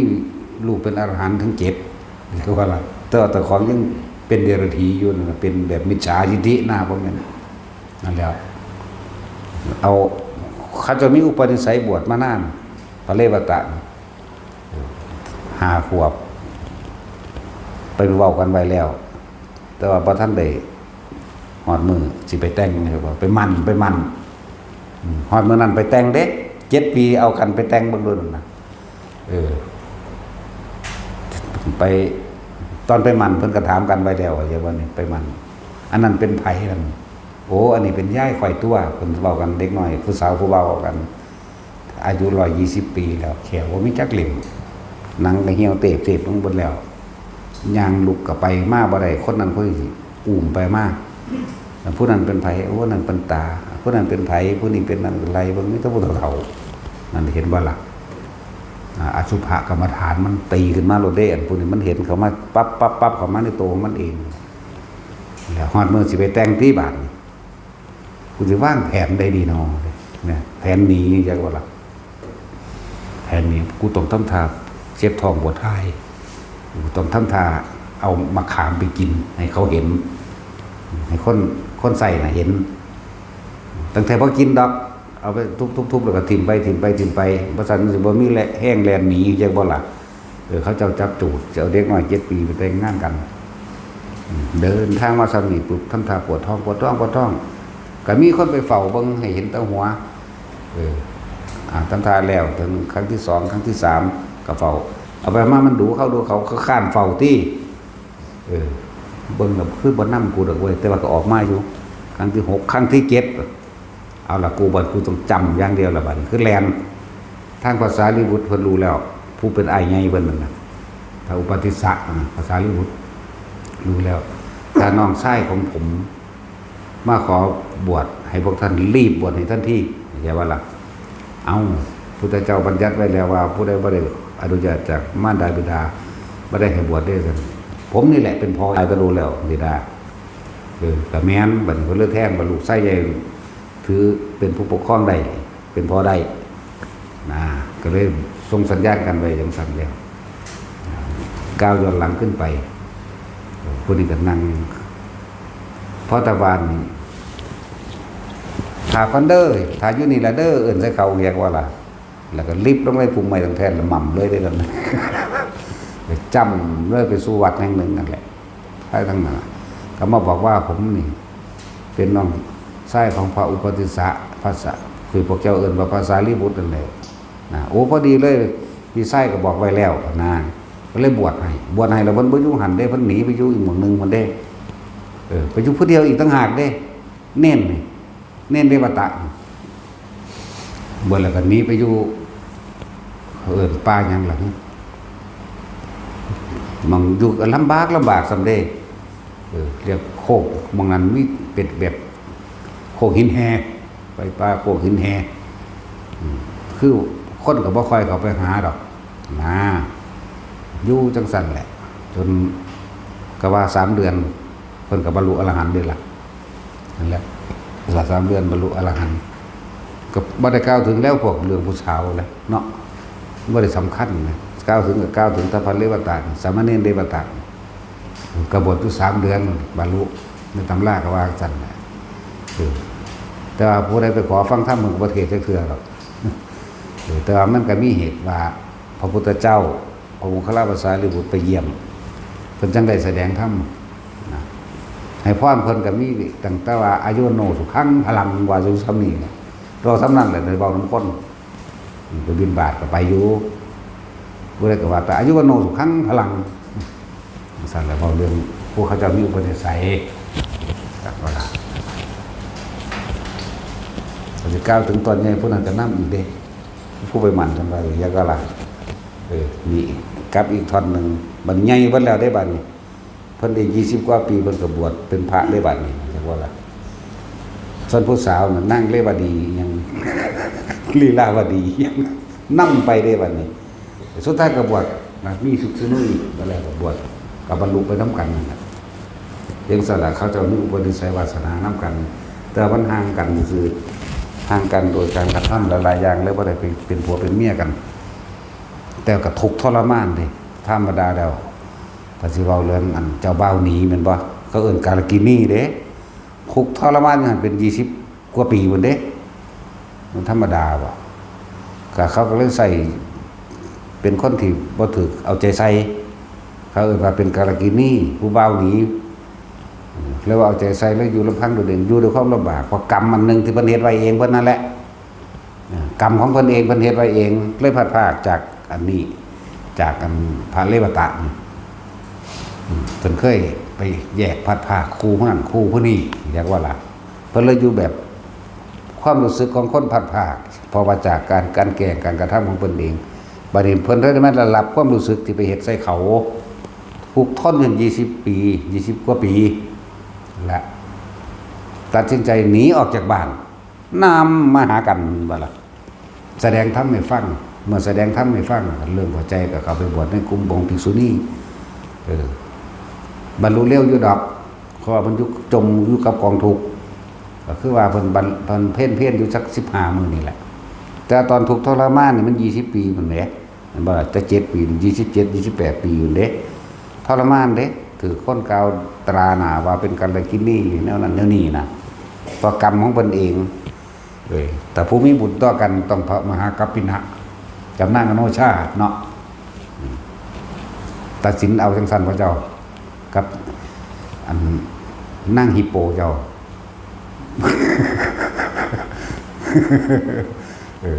ยังไม่เหสีฮิปโปบะเจ้า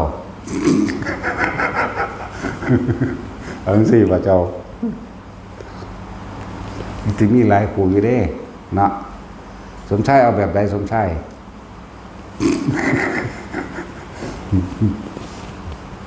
อันนี้อย่างพระนางอโนชาเป็นมเหสีนั่นน่ะอันนี้ก็พระนางฮิปโปโอ้เด้อคุณรู้สึกเว้าไปว่าอะไรพระเจ้าตีคู่กันมาตลอดเด้ก็บ่แคล้วคลาดกันไปจังซี่ตลอดเดี๋ยวก็ศรัทธาเขาเจ้าเสมอกันศรัทธาเสมอกันศีลเสมอกันจาคะเสมอกันมีความเห็นตรงกันอยู่วันนี้ศีลมันบ่เสมอกันแต่เราเรื่องศีลบ่เสมอกันแน่นอนแต่ว่าสำคัญตรงที่ว่าศรัทธาความเชื่อและความเห็นตรงกันตัวนี้ต่างหากเป็นตัวเกี่ยวกันมาตลอดเลยศีลให้เสมอบ่เสมอเอาตามความเป็นจริงนี่แหละพอตัดสินหายังมาได้ก็สั่งให้แต่เมียขาตะขอบก็ขาเองอันนั้นบาปเป็นกูนี่ละเด้อีนั่นก็เลยเอามาสั่นเด้แล้วก็ดีจากกันเลยพระปฐุมมุตระสัมมาสัมพุทธเจ้าอยู่เมืองหังสาวดีมันก็จะเกิดเป็นมหาเศรษฐีผู้หนึ่งนิมนต์พระถึง100,000 รูปมีพระเจ้าเป็นประธานแล้วก็ให้ท่านอยู่จังซั่นตั้งความปรารถนาบ่ให้ความรักนี่พัดพาเกิดมาพบใดสัตว์ใดก็ช่างจนกว่าข้าพเจ้าสิเข้าพระนิพพานไปพร้อมกันอย่าให้พัดพากและคำว่าทุกข์ยากลำบากบ่ให้มีพร้อมแล้วเหตุยุ่งสั้นถึงเพราะพุทธเจ้าองค์นั้นพุทธเจ้าพระปฐุมนั่นเนาะไปแต่งตั้งว่าผู้นั้นเป็นผู้เลิศแบบนี้เลิศแบบนี้เขาจะได้ปรารถนาเลิศน้ำกันอย่างว่าล่ะเขาจะตั้งใจฟังตอนนั้นเอาบรรลุเอาตอนนั้นก็เอาเด้ถ้าคือว่าละมันก็ฆ่าแต่ว่าละถ้าจิตฟังตอนนั้นเอาตอนนั้นบรรลุตอนนั้นก็บรรลุได้เด้ฮะนี่แล้วสั้นแล้วมันจะมาฆ่าความเป็นเลิศอย่างว่าเอตทัคคะเป็นผู้มีความเป็นเลิศอยู่เด้จะเลิศทั้งใดลืมแล้วนั่งอนุชาก็เลิศทั้งหนึ่งพระมหากัปปินะก็เลิศทั้งหนึ่งมาฆ่าความเป็นเลิศความปรารถนาความเป็นเลิศ แล้วก็เลยมาแล้วแต่ว่าก็เป็นผัวเมียกันมาตลอด หลังจากนั้นตายแล้วไปเป็นพระอินทร์อยู่36กับธรรมดาบ่มาเกิดเป็นพระราชากับเจ้าฟ้ามหากษัตริย์อยู่นับบ่ได้เป็นแล้วก็บ่เคยเป็นเมืองขึ้นไผพร้อมเรียกว่าเป็นเอกราชบ่เคยเป็นเมืองไผพร้อมหลังจากก็ทำบุญเกิดไปเป็นพระอินทร์นำกันอีกเวียนไปแต่แนวจังซี่เทวดาและมนุษย์เทวดามนุษย์แต่ว่าบ่เคยตกต่ำบางชาติเกิดมาเป็นเศรษฐีย้ายพากันย้ายบ้านเมืองมาสมัยนั้นเป็นปลายสมัยเอาจ่อๆปลายสมัยของพุทธเจ้ากัสสปะเฮานี่อุ้ยเฮาสั่นจักเฮากับไผเนาะแต่สิมึงได้เกิดบ่มึงรู้จักอยู่บ่มึงได้เกิดอยู่บ่สั่นเกิดเป็นหยังคือว่าเกิดแต่ว่ามึงบ่จักซื่อพระมหากัปปินะกับพระนางอโนชาเกิดโรคฝีดาษแห้งแล้งเลยพากันง่ายเมืองใหม่มาเห็นพระตั้งทัพไว้แล้วเลยพากันเอาพวกสร้างพวกเกวียนพวกง่วงพวกควายนี่มามื้อนี้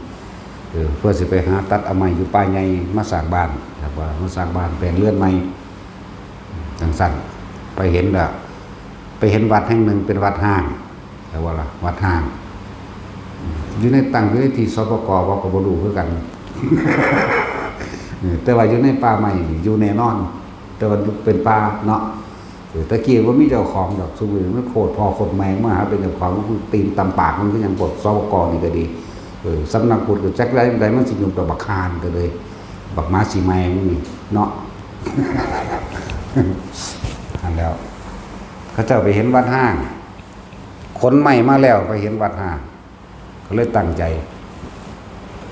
สร้างบำรุงลือลงมาเบิดแล้วก็เฮ็ดใหม่มีกำลังงามๆแล้วก็เที่ยวตามหาเบิ่งภิกษุมีพระภิกษุมันเป็นปลายสมัยเด้เป็นแบบนี้แหละปลายสมัยคือพระพุทธเจ้าเฮาปลายสมัยแล้วเด้นี่จักว่านี่นิมนต์พระมาอยู่นั่นล่ะทำบุญทำทานนั่นนี่แต่ว่าก่อนที่สร้างวัดพวกนึงกลุ่มนึงอยู่สร้างวัดกลุ่มนึงมาบอกทั้งที่ก็เลยบอกว่าสิได้ว่าพากันไปหาใหม่ผู้เมียถามเขาจะเป็นหัวหน้าเด้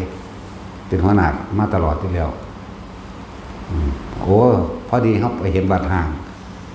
เกิดความอยากบูรณะขึ้นมาเอาไม้มาสั่นฮะเจ้าคือบอกคอยจนจะอักเอาผู้เดียวบอกโอ้ยก็มาบอกอยู่นี่เด้ก็เถียงกันจักหน่อยแต่ว่าเถียงทั้งดีจักว่าละดีใจพากันโฮไปทั้งเบิดแต่ประสาทจนเสร็จทรัพย์เรียบร้อยกับหมู่บริวารเป็นพันๆของพระนางอนุชาก็เป็นพันของพระมหากัปปินะก็เป็นพันเด้สั้นแหละสร้างร่วมกันนิมนต์พระมากเวลาถวายอาหารอันนั้นอันนี้กับหมู่พระภิกษุสงฆ์แล้วอันนี้ก็อร่อยนะเจ้าค่ะอันนี้ก็ดีนะคะเนี่ยผ่าอันนี้เนื้อนุ่มนะนี่อันนี้เช็ดมือเช็ดปากเช็ดยังก็เว้าไปนี่เขาจะการให้ท่านเขาจะพ่อเป็นผู้ผัวให้หน่อยผู้เมียก็ได้เข้าใจว่าล่ะโอ้ยคนโง่เอ้ยขี้ที่แต่นี่ที่เนี่ยแต่ของเฮาบ่อึดบ่อยากเมียนี่เถียงท่านหลายกว่าผัวก็จะว่านี่แต่ยิ่งผัวก็อยากท่านหลายอยู่แต่มันฆ่าญาติเมียว่าเพราะว่าเมียเป็นผู้เก็บสมบัติก็เลยออกไปนำกันนี่แหละมันเกิดไปอยู่สวรรค์มาในสมัยพุทธกาลนี่หมายถึงพุทธเจ้าเฮานี่พระพุทธเจ้าโคดมเฮานี่ก็ไปเกิดอีกเมืองนึงเป็นผัวเป็นเมียกันคือเก่านั่นแหละอะไรจังว่าพวกพ่อค้าจากกรุงราชคฤห์เดินทางไปหาค้าขายทั้งพุ่นเอาเกลือไปขายตัวได้ถามบ้านเมืองพวกเจ้าเมื่อหนึ่งบนเสด็จประพาสป่าไปหาเที่ยวเล่นป่าพังสันกับไปหากินของป่าเนาะตัวได้ถามบ้านเมืองพวกเจ้าเนี่ยมีอย่างปัดพิเศษเกิดขึ้นจะบอกพวกเจ้ามาขายยังกระถามกันเดียวบ้านเมืองพวกเจ้ามีอย่างพิเศษบ่นะนี่เหตุการณ์ประหลาดครับบอกว่าข้ามันอยู่จักยังเนาะมิตรว่าพระพุทธเจ้าเกิดขึ้นแล้วนี่แหละโอ้เดี๋ยวพ่อตาได้ฟังว่าพระพุทธเจ้าเกิดขึ้นแล้วตอนหัวใจนี่ปึ๊บขึ้นเลยเดี๋ยววันน็อกสลบคือมันจออยู่แล้วคนที่บรรลุธรรมจะคนจออยู่แล้วเด้นี่เขาเจ้าสะสมไม้มันนึงก็สงไขแสนกับนี่ทั้งสั้นจออยู่แล้วสลบครั้งที่สองเอาไหมเมื่อกี้นี่เจ้าวางใดก็สั่นเขาว่าพระพุทธเจ้าเกิดขึ้นแล้วซื่อได้หรือนะ สลบเข้าไปอีกเอาน้ำผมเสร็จน้ำเสร็จหน้าเสร็จตากันมาเบิดเว้าครั้งที่3เดี๋ยวแถวตั้งตัวก่อนบีบนวดขากันไว้ บีบเฟ้นเขาอื่นพระพุทธเจ้าได้เกิดขึ้นแล้วตอนนั้นหัวใจเบิกบานคำว่าพุทโธเนี่ยพุ่งขึ้นมาในใจเลยมันพุ่งขึ้นมาแล้วพุทโธพุทโธพุทโธว่าอรหันตสัมมาสัมพุทธเจ้าได้เกิดขึ้นแล้วได้เกิดขึ้นแล้วนะโมพุทธัสสะนะโมธัมมัสสะนะโมสังฆัสสะก้าวขึ้นมาในใจเลยเด้มันมีของมันอยู่แล้วเห็นบ่นี่ว่าแต่มีผู้ใดผู้หนึ่งเปิดประเด็นให้ปุ๊ะขึ้นมาเลยนั่นแล้วบัดนี้ก็ถามมึงพวกเจ้าพวกเฮาเอาเงินมาเท่าไหร่นี่ถามหมู่บริวารเสนาอามาตย์นำกันโอ้ยมีอยู่300,000กับหาบรรดาพระเจ้าว่าเอามอบให้เศรษฐีเอามอบให้พ่อค้าทั้งเบิดเลยพวกเจ้าเดินเข้าไปทางในเมืองนี่ไปบอกมาเหสีเมียข่อยเด้อเราค่อยไปบวชแล้วเมืองทั้งเบิดข่อยยกให้จากว่าล่ะเดี๋ยวจะพากันขี่ม้าห่อไปมีบริวารไปเป็นพันไปถึงแม่น้ำสายที่1ข้ามไว้ที่ปิโสภควารังสมาสัมพุทโธวิชาจารสัมปโนเกิดขึ้นมาเองเด้แล้วมันขึ้นมาได้จังไดขึ้นมาเพราะว่าข้าว่าพระพุทธเจ้าได้เกิดขึ้นแล้วมันสิต่อเสือของเก่าจะบัดนี้นั่นเอิ้นว่าสะสมไว้แล้วคือคนทองยังสิได้เร็วๆนั่นแหละเฮาบ่ได้ทองเลยเฮาไปจื้อเอาซื่อๆเด้ตั้งแต่บวชมาบ่ได้ทองยังเอาเองโดยตั้งใจก็มีอยู่มีแต่ฟังมาแต่เป็นเด็กน้อยพระเพิ่นทำวัดเฮาก็ยืนอยู่ข้างโบสถ์จื้อได้เบิดแล้วก็ไปร้องเป็นเพลงแล้วอีพ่อตายจากอีแม่ตายจากข้าฝากไว้ว่าถึงวิฆาตาจาวิฆาตาจายิตัสเมนั่นนะตาจิ้มแก้วก็เป็นนั่นบ่จังซั่นแล้วมันเอามาล้อกันซื่อๆดอกอันนี้ความจริงก็ว่าจังซี่อีหลีอยู่เอามาล้อกันพระมหากัปปินาไปถึงแม่น้ำที่1ทำความเคารพนอบน้อมพระพุทธเจ้าโดยการกล่าวพุทธคุณน้ำเป็นดุจดังว่าเหมือนพื้นดินมากแรงไปครั้งที่2กับสวากาโตสายน้ำที่3กับสุปฏิปันโนพุทธเจ้าเพิ่นรออยู่แล้วพุ่นชาวพันรังสีประกายอยู่วากถ่ายอยู่แล้วนั่นแหละเพราะถ้าเข้าไปใกล้กับไปได้ฟังธรรมหล่นมันก็บรรลุหล่นได้ล่ะบ่ได้ยากได้ล่ะบ่ยากแล้วเพิ่นเนาะแต่กูนี่ยากขนาดเนาะตัดสินก็เพิ่นสะสมเพิ่นเต็มแล้วนั่นแหละก็บรรลุบวชเบิดเอหิภิกขุเบิดเลยนั่นแหละทั้งสั้นแหละเธอจงเป็นภิกษุมาเถิดเด้อนั่นแหละก็สิเว้าแบบอภินิหารพวกบวชเอหิภิกขุนี่ส่วนมากผมได้หนวดสั่นลงเองเด้จะว่าล่ะแล้วก็เครื่องบวชลอยมาจากอากาศคำว่าสุปพ่อตะพันผ่าแต่งตัวบิดผ่าอย่างเดียวเป็นลูกดาวภิกษุบวชถึง60 พรรษาสวยงามไปเบิดบริการครบครอบนั่นแหละพระเจ้ามีบุญเฮาสงสัยถึงมีบาปบัดนี้ก้าวถึงพวกนี้บวชเราได้บัดนี้ก้าวถึงพวกนั้นก้าวถึงพ่อข้าที่เดินทางเข้าไปหานั่งอนุชาก็นั่งอนุชาพวกพ่อข้ามันเพิ่งแปลกๆก็จะขอเข้าเฝ้าอีหยังนอนนะก็เลยถาม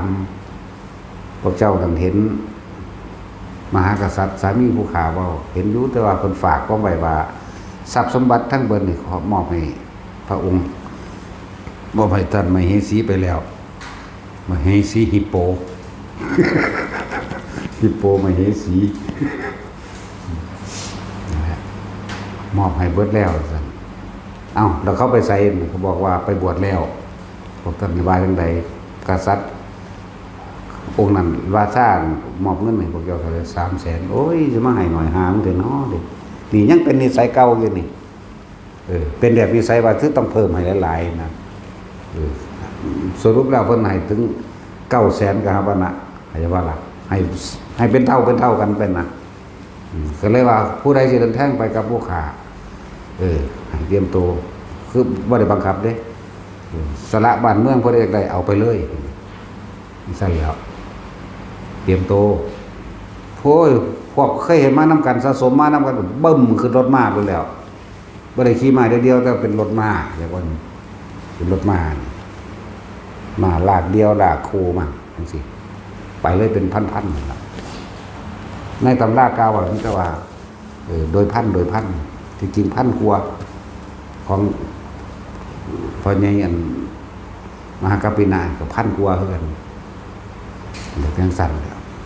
ไปถึงแม่น้ำที่1ก็อิติปิโสภควาเหมือนเดิมที่สองที่เห็นเดียวกันไปถึงพุทธก็เข้าพุทธเจ้าก็บอกให้เขาไปบวชกับสำนักภิกษุณีมาละไปทั้งสั้นแหละก็เป็นมากที่เขาเจ้าเดี๋ยวผู้ใดจะบอกจะพัดภาคจากผัวจากเมียได้เห็นเรื่องนี้เด้อศรัทธาและมีความเห็นอันเดียวกันจะถกจะเถียงกันเดินถ้าบุญตาทกตาเถียคือว่ามึงคือให้หน่อยอะไรบักฮานี่ก็จะว่าล่ะผู้ยิ่งด่าทั้งนั้นแหละเป็นอันเดียวกันได้มิจาคะเสมอกันเวลาผู้ใดผู้หนึ่งท่านออกไปแล้วยัตนีก็จะว่าเสมอกันคือสาระออกให้มันเสมอกันมีความเห็นตรงกันนะเรื่องศีลสิเสมอว่าเสมอเนี่ยไว้อีกจังหนึ่งดอกกันไว้สุดท้ายทั้งสั้นศรัทธาจาคะปัญญาสั่นมันบ่เสมอหรอกแต่ว่ามันก็เพิ่นสิเพิ่นเอิ้นเสมอว่ามันลงในศาสตร์เดียวกันเพิ่นเอิ้นเสมอแต่เฮาเอาความละเอียดบ่เสมอดอกจะได้ศาสตร์เดียวกันอยู่หั่นนะคือนั่งพิมพ์ผ้ากับพระพุทธเจ้าของมันบ่ได้เสมอดอกนำว่าล่ะแต่สิเสมอจังได๋นั่งพิมพ์ผ้าบำเพ็ญเพียรมารวมถึง7อสงไขยบ่พร้อมกันนี่ก็อย่าว่านี่บ่แม่น4เด้7เด้เลยบ่เชื่อก็ไปถามอีแม่เบิ่งจักสิมึงเฮ็ดได้บ่ไปถามอีแม่เด้อ7อสงไขยแสนครับเริ่มนึกในใจ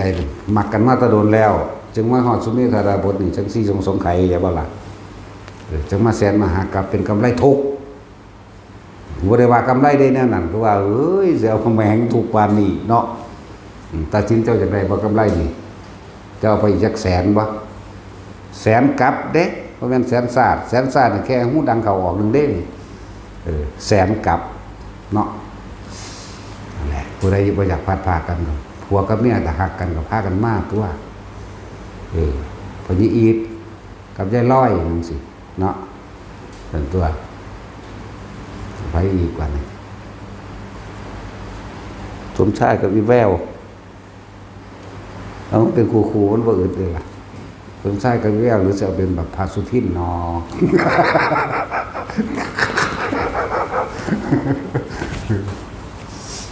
เอาแบบพาสุทินสมชายว่าจะลาพ่อกลับบ้านสัก7 วันทางอีแววบอกว่านี่บวชก็ได้เราคนเดียวได้เอาจะรีบไปไหนยังก่อนก็ได้เหนือดิจะทาพร้อมเด้เนาะแววอีแววบ่ได้เขี้ยวบ่ได้หรอกชอบชายมันต้องเขี้ยวกว่าสั่นแล้วหลายๆอย่างถ้าว่าจะพัดพากันดึงกันเข้ามาวัดตัวดึงกันเข้ามาวัดใจเจ้าของนี่ครับว่าวัดเข้ามาฝึกหัดปฏิบัติเอานะหลายครูอยู่ดอกปัญญากองกับอันนั้นก็พวกนี้สิผิดกันมาตลอดเด้แต่ทางไปน้ำกันจนผิดกันจะเล็กแล้วดังรถไฟแล่นน้ำผู้เบาตำรวจนั่งอยู่หน้าต่างข้างซ้ายติดหน้าต่างใจลอยว่าพี่กระตาเสื้อผ้าเด้อตะกี้เนาะว่าเสื้อถามมึงเด้อมันเป็นกระตา